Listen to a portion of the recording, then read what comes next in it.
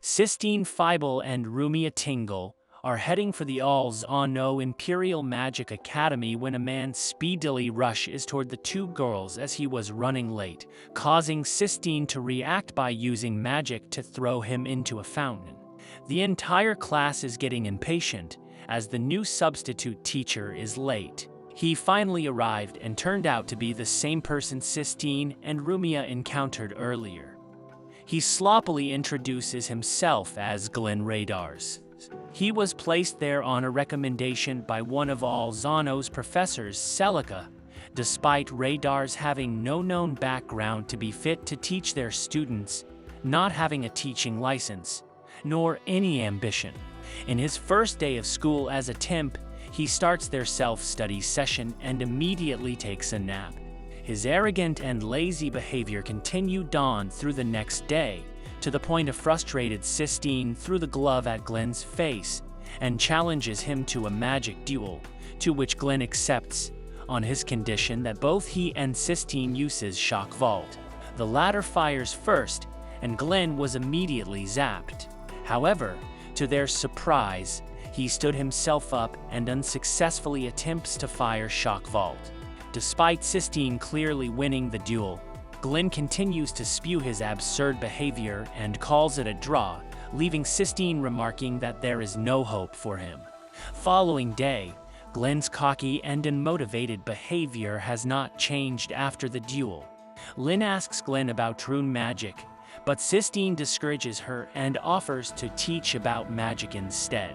Upon being told that magic is served for a greater purpose, Glenn fires back and openly states that magic is meant for murder.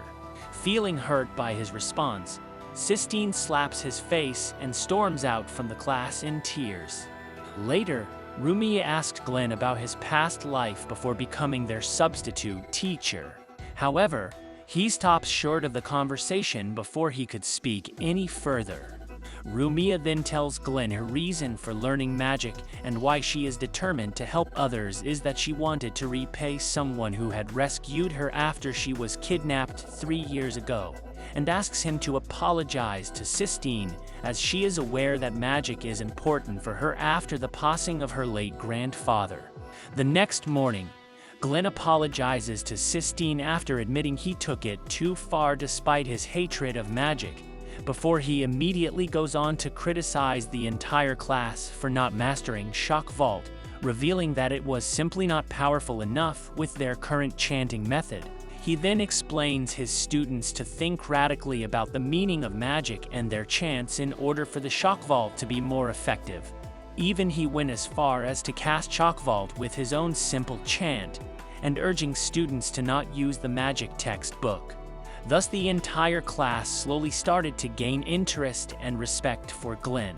The following day, terrorists belonging to the group Researchers of Divine Wisdom surround the academy with their intention to find Rumia, who is revealed to be the former second princess of the Alls-on-No Empire named Rumiana. Rumia turns herself in to prevent any harm on other students, while one of the members forcibly pulled Sistine to the alchemy lab and was about to rape her, just as when Glenn appears in the last second, using his own original magic, the Fool's World, which completely blocks all magic in a certain area, and his skillful hand-to-hand combat, he easily knocks the assailant out cold.